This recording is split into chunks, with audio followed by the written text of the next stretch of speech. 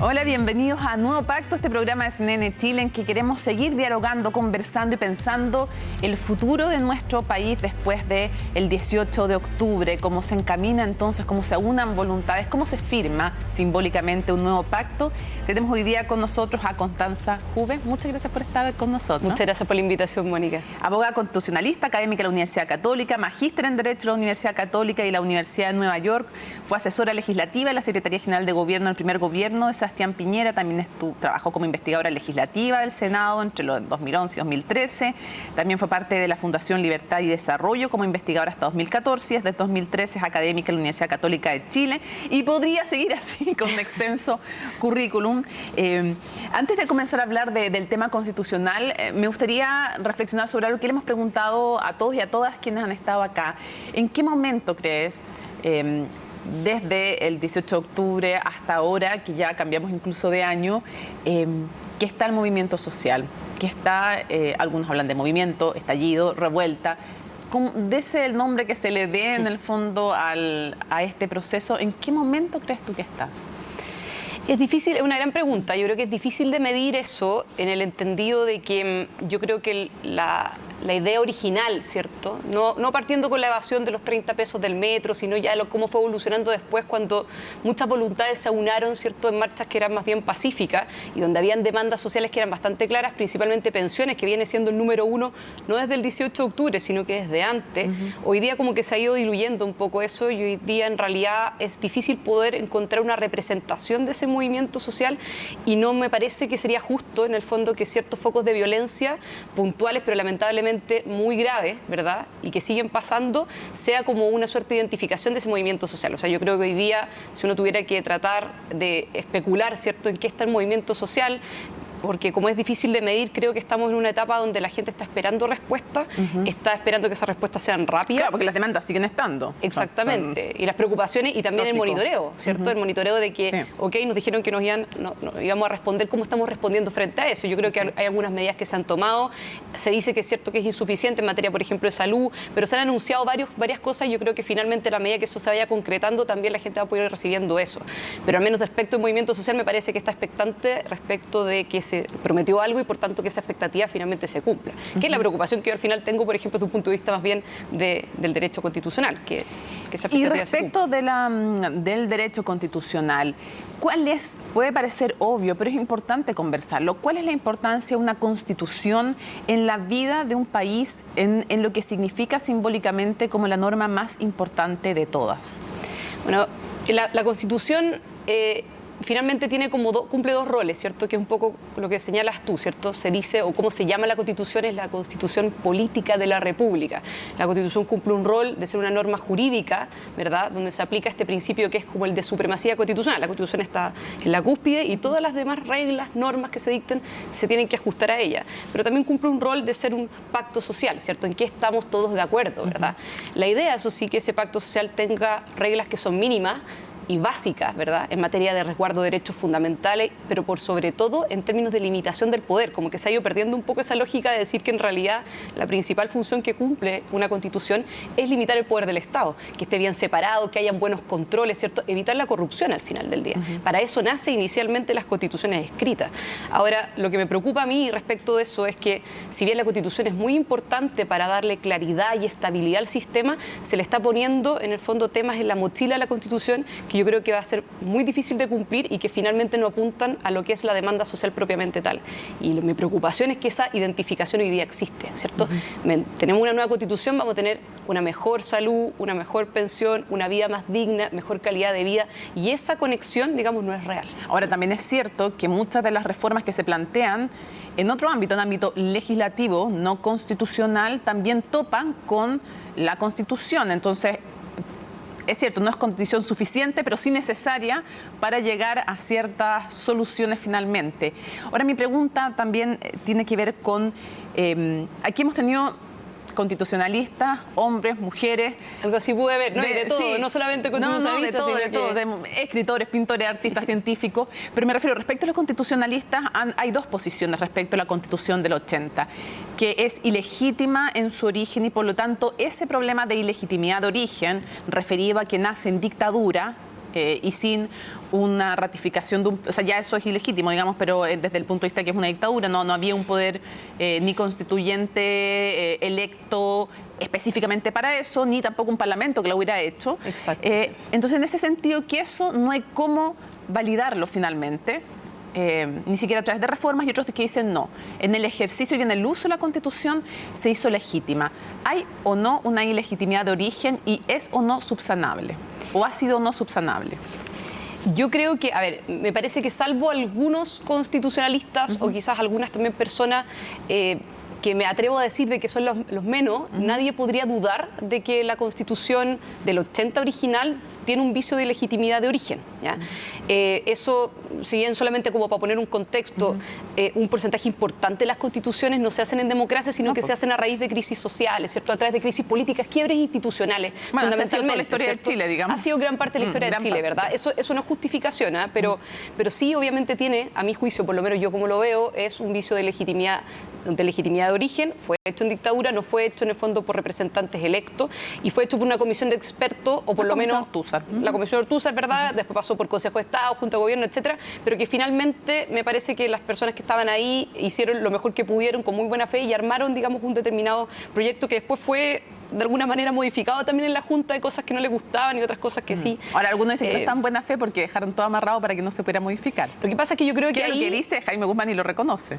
O sea, yo creo que... A ver, es que ahí voy a ese punto también. Ya. O sea, yo creo que la comisión planteó un proyecto. Ahora es interesante poder estudiar esa historia porque, claro, hay actas, por ejemplo, de la Comisión Ortúzar, del Consejo de Estado, hay poquitita, y de la Junta no hay. Entonces es difícil ver cuáles fueron finalmente los razonamientos. Uno podría especular, ¿verdad? Pero cerrando esa parte, porque yo sí creo que es muy difícil, de hecho es imposible desde mi perspectiva, digamos, argumentar de que hay una legitimidad de origen.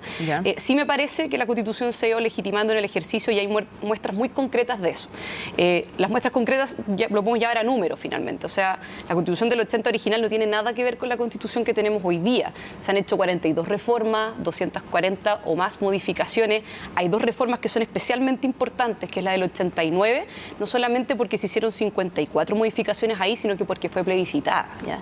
Y el 85% de la población, con más de 6,5 millones de votos, votó a favor de esa reforma constitucional del 89. Queda mucho otra, porque estábamos en dictadura y era el acuerdo dentro de lo que se podía, pero nos quedamos con senadores designados, con COSENA y con tantas cosas más, ¿no? 100% de acuerdo. Me parece que ese no es el único hito, me parece que son distintos hitos lo que lo han ido legitimando. Entiendo. Independiente de la Constitución del 2005, ahí yo sé que finalmente acá cuando hay como... pone la firma. No solamente pone la firma, sino que dice esto es una Constitución democrática, y lo dice no solamente porque él quiso ponerle la firma y estaba de acuerdo con que era una Constitución democrática, sino que porque la gran crítica que se le hacía a la Constitución eran los enclaves autoritarios, y finalmente el año 2005, que yo suscribo eso, digamos, el año 2005 se deja de lado eso, se saca el sistema binominal, se termina con los senadores institucionales. No, el binominal no se termina ahí.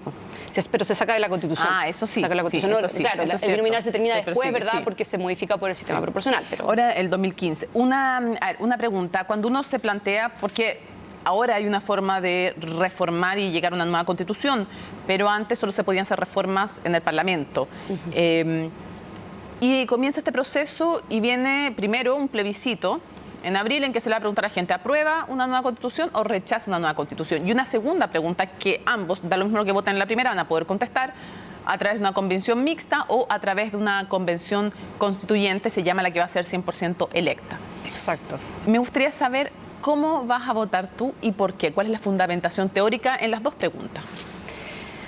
Bueno, a ver, yo la verdad no tengo resuelta mi posición respecto de ninguna de las dos, pero si hoy día me preguntas, yo voy a tender a votar rechazo, y principalmente tiendo a votar rechazo porque me parece de que lamentablemente la pregunta quedó binaria, ¿ya? Y yo entiendo, o sea, me refiero a que son solamente dos alternativas. Si se pudieran haber dado más alternativas, por ejemplo, usted quiere un cambio constitucional, una reforma a la Constitución, que yo, por ejemplo, la suscribo 100%, a través, por ejemplo, eventualmente un Congreso Constituyente, me parece que podríamos haber dado más alternativas para que esto no sea solamente usted quiere una nueva, completamente nueva, hoja en blanco, digamos, o quiere mantener la actual.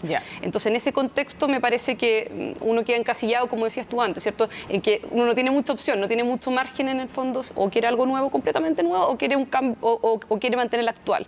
Y yo por lo menos estoy por cambio. Yo no suscribo lo que tú estás diciendo, para que no se sentido? entienda, en el sentido que yo no creo que la hoja en blanco es una técnica legislativa. No quiere decir que todo vaya a ser nuevo, porque hay muchas cosas que van a quedar en la Constitución, como del 33 quedaron en la del 25, del 25 en la del 80. O sea, hay cosas que van a quedar. O sea, va a haber división de poderes del Estado, por ejemplo. Estoy dando algo súper obvio. Sí, va a quedar que hay tribunales de justicia. Te estoy inventando cosas súper básicas, pero que me refiero que hoja en blanco no es que se acabaron todas las instituciones que habían antes. ¿No? Sin duda, no. Para que no se malentienda.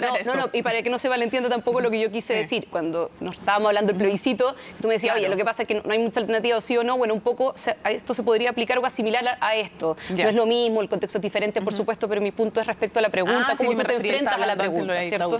Cómo tú te enfrentas a la pregunta. Entonces, frente a eso, me parece que yo estoy por un cambio y comparto y suscribo 100% lo que tú dices. A mí cuando me preguntan por la hoja en blanco, yo digo, mire, sí, pero es bastante irreal la hoja en blanco, ¿cierto? O sea, va a haber un esqueleto mínimo, ¿verdad? Vamos a tener poderes del Estado separados. No es la hoja en blanco una técnica legislativa, que después te voy a preguntar sobre ella, pero no es, nunca, yo por lo menos sé, nunca he entendido como una hoja en blanco como que se elimina todo, es una técnica legislativa. Otra cosa es cuánto vayas a dejar tú, pero por defecto no rige la Constitución anterior en lo que no haya 2/3. Pero antes de eso, sí. Tú has dicho en algunas ocasiones que, porque la Convención Constituyente se llama Convención Constituyente. En realidad, claro, Convención Constitucional, lo que pasa es que se mezcla el nombre, pero da lo mismo. Sí. ¿No? Pero en el fondo es lo mismo que una Asamblea Constituyente prácticamente, salvo que tiene otro nombre, que fue lo que todos dicen que se pidió para que no generara resquemores. Entonces, más allá de la discusión del nombre, es una Asamblea Constituyente. ¿Cuáles son, a tu juicio, los reparos? Porque tú has mencionado que cuando se propone extraer del Congreso la decisión constitucional se está debilitando nuestra democracia, y has dicho que otro grave forado que tiene la Asamblea Constituyente es su carácter poco democrático. Me gustaría que explicaras un poco eso, tu punto de vista. Sí. Bueno, yo eso lo dije antes del acuerdo. Sí, buen punto. Es importante precisar eso. Es importante precisar que eso yo lo dije antes del acuerdo, y yo en el fondo me parece que un Congreso, me sigue pareciendo. Lo que pasa es que hoy día ya existe un acuerdo y una reforma que está en la Constitución, y en el fondo uno se tiene que adaptar a las reglas que están y evidentemente tratar de que se haga lo mejor posible dentro del rol que uno cumple nomás. Y con el acuerdo hecho, ¿sigues pensando que en la Convención Constituyente hay un riesgo o no? ¿Y cuál es? Mira, que no sea democrático, o sea, evidentemente que si todo se desarrolla como se tiene que desarrollar, que eso es lo que yo esperaría, o sea, las reglas ya están y hay que tratar de que en el fondo las instituciones, claro, que las instituciones funcionen. O sea, llegamos a un acuerdo, ese acuerdo hoy día está en la Constitución, y por lo tanto uno lo que esperaría es de que el plebiscito se pueda llevar con la mayor tranquilidad posible, para que no solamente la gente vote informada, sino que vote tranquila, sin el temor de que si gana el rechazo, por ejemplo, se quema el país al día siguiente, que eso es algo que yo he escuchado bastante y que yo espero, digamos, que eso efectivamente no sea así, y que cualquiera sea la opción que gane, sea respetada por el perdedor después. Esa es la regla de la democracia. Yo participo, ya sea como candidato o como finalmente como votante, ¿verdad? Asumiendo que mi candidato o asumiendo que mi posición puede perder, y respeto esa decisión. Entonces, si gana el apruebo, por ejemplo, yo voy a votar rechazo, digamos, yo voy a respetar eso. Y no es que voy a tratar de hacer algo para evitar de que en el fondo se cumpla. Entonces, yendo directamente a tu pregunta, para no esquivarla, ¿cierto? Respecto a la convención propiamente tal, obviamente que si todo se desarrolla como se tiene que desarrollar, van a ser miembros electos, en el caso de la convención constitucional completamente, o en el caso de la convención mixta van a ser miembros que ya fueron elegidos junto con electos. Por lo tanto, el origen va a ser democrático, ¿verdad? En términos de la elección, ¿cierto? Ahora, mi preocupación es básicamente la no tan buena fe, o ya derechamente mala fe, con la que se está abordando esto, que tiene que ver con que la lógica de los 2/3, ¿cierto? Como quórum, más, comillas, la hoja en blanco, ¿cierto? Busca a que logremos grandes acuerdos para introducir temas que pareciera bastante lógico que estén, independiente de cómo lo terminemos diseñando. O sea, hagamos que el auto funcione y después veamos qué puertas le ponemos, qué luces le ponemos, pero que al menos funcione en lo mínimo. Y me parece de que esa buena fe no se ha visto respecto a todos los sectores, sino que es como, bueno, si no llegamos a acuerdo, lo he escuchado, digamos, derecho de propiedad, bueno, el derecho de propiedad no va a estar en la Constitución. Y es como, bueno, pero me imagino que independientemente de cómo diseñemos el derecho de propiedad va a estar, ¿o no? Si no llegamos a acuerdo en Congreso, no va a haber Congreso, obviamente va a haber un Congreso, ¿cierto? Entonces, que se aborde en el fondo esa discusión con una buena fe en el fondo detrás, y para eso me parece que es importante que hayan buenos candidatos que también sepan, ¿cierto? No solamente abogados constitucionalistas, obviamente, pero sí que de alguna u otra manera puedan estar bien formados porque tienen que diseñar y redactar una norma. Ese es su principal rol. Te invito a que hagamos una pausa, nuevo pacto, y sigamos conversando con la abogada constitucionalista Constanza Juve. Continuamos con la abogada Constanza Juve conversando sobre la Constitución. Quisiera preguntarte sobre otro de los temas que está muy en boga en estos momentos, que es la composición de un eventual cuerpo constituyente, sea mixto entre parlamentarios y electos para ese fin, o sea, 100% electo. Uno de los temas que ha estado en el centro de la discusión es si debe o no ser paritario. Entonces, lo primero que quisiera preguntarte es una definición de si es importante que sea paritario, y otra cosa, cómo se llega a eso. Exacto. Pero lo primero, si es importante o no, porque hay gente que definitivamente dice que no le parece que es relevante. Y también es válido que lo piense así, digamos, pero separar las dos preguntas del método del fin. No, del fin de todas maneras. O sea, no solamente como mujer, sino que también como... Me imagino que, no sé, como profesora, tratando de pensar también en los liderazgos, en lo que significa el ejemplo, en también lo que significa que las mujeres somos igualmente capaces, digamos, que los hombres. Me parece que si hay alguien que hoy día no lo considera, no lo puedo llegar a entender nomás, digamos. Existe igualdad, debe existir una igualdad entre hombres y mujeres. Pero no comparto algunos medios, pero sí en términos del fin, por supuesto que sí. Ahora, el punto es qué medio tú ocupas para lograr, digamos, ese fin y finalmente tratar de abordar las causas de por qué no estamos logrando paridad, o más que paridad incluso, en el fondo, que eventualmente pueden haber incluso más mujeres que hombres, que fue algo un poco lo que pasó en el Colegio de Abogados, ¿cierto? Que mujeres tuvieron que renunciar a sus... yo no encuentro estupendo eso. A su escaño para... Ya, no. No le veo problema, yo no le veo ningún problema. Que las mujeres hayan tenido que renunciar a su escaño para dárselo a los hombres. Eso es paridad. Yo por lo menos no quiero una sociedad con 80% de mujeres en los cargos. No, yo no estoy diciendo eso. Me gusta la paridad como concepto, pero es una opinión particular. No. A mí, más que el tema de la paridad, es el aumento en el fondo de participación femenina. Para aclararlo, entonces mejor vuelvo atrás. Sí. Me parece que aumentar, digamos, la participación femenina en cargos de poder, y no solamente poder en términos políticos, sino que también en términos directorio, no sé, socios de estudio de abogados, etcétera. O sea, empresas, gerentes generales, etcétera. Entonces, de esa perspectiva, eso es lo que considero que es un fin que tiene que estar presente. Y se entiende paridad no necesariamente con 50-50. En general, en el mundo se habla de paridad ya cuando estaban entre un 35 y un 40%, que cualquiera de los dos géneros esté representado, se entiende ya como una masa crítica suficiente para representar visiones de género, ¿no? Exacto. O sea, ya más o menos con eso se entiende que se ha dado un avance importante. 5% no, pues es como evidente que el otro extremo. Ahora, perdona, que eso fue precisamente la proporción que se utilizó para la cuota obligatoria, por ejemplo, el de 60-40. Claro. Ahora, respecto a eso, justamente hay varias formas de intentar lograr la paridad, unas más efectivas que otras, evidentemente. Una opción es, por ejemplo, pensar en paridad en las candidaturas. Otra opción es decir, si no funciona la paridad en las candidaturas, luego se hace una corrección también al final, o hacer listas cerradas, por ejemplo, intercalar vía cebra, que tampoco se ha visto que necesariamente lleve a la paridad, y a veces se van intercalando, se van mezclando un método junto con el otro. ¿Cuál te parece que no es legítimo o cuál te parece que no es óptimo? Que no es lo mismo.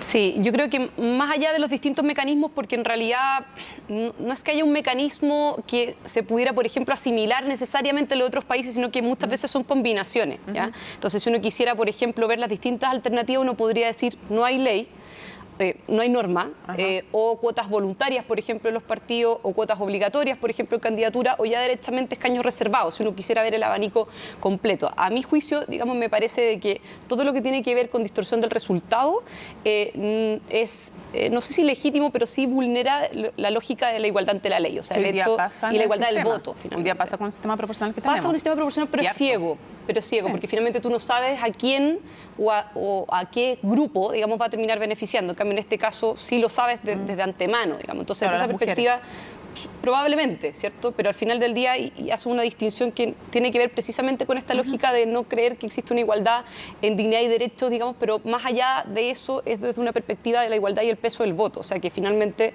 tu voto, la gran gracia finalmente del ejercicio democrático es que los votos pesan exactamente lo mismo y valen lo mismo. El que marcha, el que no marcha, el que grita, el que no grita, el que sabe mucho del candidato, el que no sabe nada del candidato, el que tiene alguna información, el que no tiene. Y ese es el minuto en el fondo en que somos todos iguales. Por lo tanto, distorsionar no ciegamente eso, me parece que... porque una cosa es una fórmula ciegamente, pero en todos los sistemas electorales se distorsiona. Estoy de acuerdo, pero se distorsiona, está bien, pero se distorsiona en favor, en el fondo, de quienes votaron más o menos por un mismo pacto, político, Claro. por un mismo partido, O pero en una este caso hay una región que distorsión. tiene muy pocos habitantes y se les da igual un representante. Estoy de acuerdo, estoy de acuerdo, O a pero otras al revés, digamos, también. estoy de acuerdo, ¿no? pero el criterio que se ocupa no es, en el fondo, el género, finalmente. exacto. Entonces, desde esa perspectiva, yo considero que mientras menos distorsión haya, mejor. Ok. Y una pregunta que tiene que ver con qué debe tener y qué no. ¿Hay algo de la Constitución actual, pensando en una futura? Si tú pudieras escribirla, tú escribirla así, sola, no sola, pero si tú pudieras que acogieran algunas ideas tuyas, ¿qué cosas crees que habría que sacar de la Constitución actual, que están como sobrando, si es que crees así, y qué cosas hay que mantener y qué otras poner? Porque son tres niveles distintos. Sí. ¿Hay cosas que sobren en la Constitución hoy día que estén como redundantes Sin duda. o no? Sin duda. Por ejemplo, el Consejo de Seguridad Nacional no tiene mucho sentido que esté en la Constitución. Ya, ok. Hoy día tiene un rol que Algunos es... dicen que no tiene sentido que exista tampoco. Bueno, eventualmente también que exista, ¿cierto? Porque al final del día igual se puede llamar sin necesidad de tenerlo resguardado en alguna parte, como un nombre, si finalmente el rol que está cumpliendo es un rol consultivo. Y además solamente cuando el presidente de la República lo pide. El presidente de la República llama a los expresidentes, por ejemplo, de la República para pedirles su opinión, se junta con por ejemplo, Entiendo. cancilleres y pide su opinión, y no es necesario crear un órgano para eso, y menos que tenga un resguardo constitucional. O sea, y menos que tenga además un quórum como el que tiene hoy día Reforma, que es el quórum más alto, que es de 2/3. O sea, a mi juicio no tiene ningún sentido que esté en la Constitución, y o sea, no tiene ni un costo sacarlo. Todo lo contrario, digamos, limpiamos un poco la Constitución y dejamos lo que debe estar. ¿Qué cosas hay que mantener de la Constitución actual a tu juicio?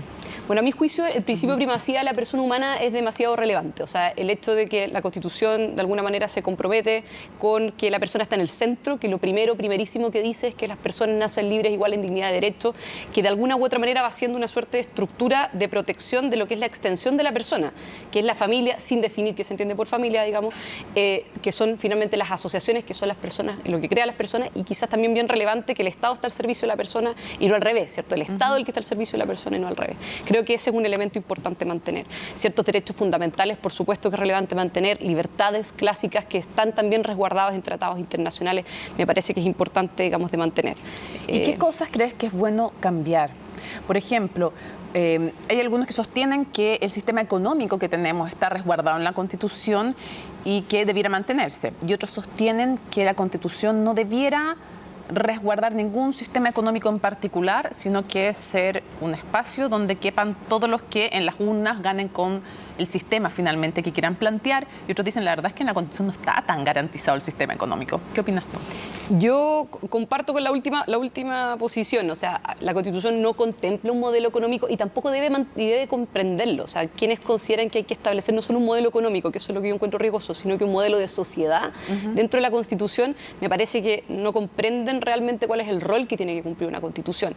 Y precisamente porque hay que dejar a la deliberación democrática, a quienes elegimos, todos los ciudadanos, cada 4 años, para ser presidente, para ser parlamentario, son los que tienen que tomar esas decisiones. Un ejemplo de eso: la Constitución resguarda el derecho a la seguridad social y establece que instituciones públicas o privadas, digamos, van a tener que otorgar prestaciones, es decir, lo que serían las pensiones. Da la posibilidad que sean instituciones públicas o instituciones privadas. ¿Quién determina o cómo se determina, en el fondo, eso? Está establecido en una ley que establece la creación de la AFP, que establece la creación de la Superintendencia de Pensiones, que después de la reforma del 2008 se crea el Pilar Solidario, y a partir de eso se ha ido aumentando la pensión básica solidaria. Finalmente el máximo aporte previsional del Estado también se ha ido dando ahí. Por lo tanto, me parece que ese es un modelo, independiente de cómo quede en una eventual nueva Constitución, la manera en que en el fondo uno tiene que comprenderlo. Que finalmente queda la decisión del Congreso si va a tener FP estatal, si no va a haber FP estatal, si va a haber un sistema mixto, mantener un sistema mixto o no. Y para cerrar, ¿qué crees que va a ser lo más polémico o lo más debatido, o los ámbitos más polémicos o más debatidos, si es que, me gusta hacer el énfasis que es importante decir, si es que en el plebiscito de abril triunfa el apruebo, en una convención mixta o en una 100% electa, ¿qué temas tú vaticinarías que van a ser los más debatidos? Uy, es una pregunta súper difícil. Yo creo que hay muchos temas que están sobre la mesa. Ahora, lo que más me preocupa, te puedo decir lo que me preocupa, más que los temas propiamente tales, porque yo creo que hay varios temas. De hecho, el senador Girardi, por ejemplo, ya adelantó qué temas considera él, digamos, que tienen que sacarse de la Constitución, o mejor dicho, no incluir, ¿cierto?, en esta lógica.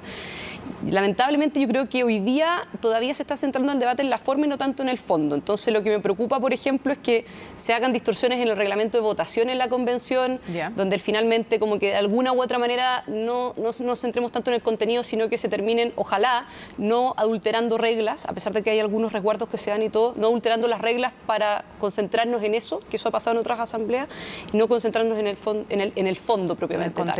En el contenido propiamente tal. Ahora, temas que por supuesto van a ser muy polémicos. Me imagino que el Tribunal Constitucional y el control de constitucionalidad efectivo, ¿cierto? El derecho de propiedad, cómo se dibuja, digamos, el derecho de propiedad, que contempla varias cosas, no solamente el derecho de propiedad, sino que el derecho, no sé, las concesiones mineras, qué sustancias no son concesibles. Me imagino que esos son temas que van a estar arriba de la mesa. Constanza Juve, muchísimas gracias por habernos acompañado. Yo aprovecho de pasar el dato en todos los espacios que tenemos. Ya te vamos a tener de invitada en Hoja en Blanco, que es el programa que tenemos sobre la Constitución. Feliz. Que en este caso además estamos apelando a que todos somos hoja en blanco respecto a aprender de la Constitución. Estamos bien en muchas áreas, tenemos que educarnos y ustedes ayudarnos, también los profesores, los académicos, en ese proceso de educarnos en la Constitución. Ese siempre va los viernes a las 11 de la noche junto a Fernando Paulsen. Bueno, muchas gracias por habernos acompañado y a ustedes síganse informando y en compañía de CNN Chile.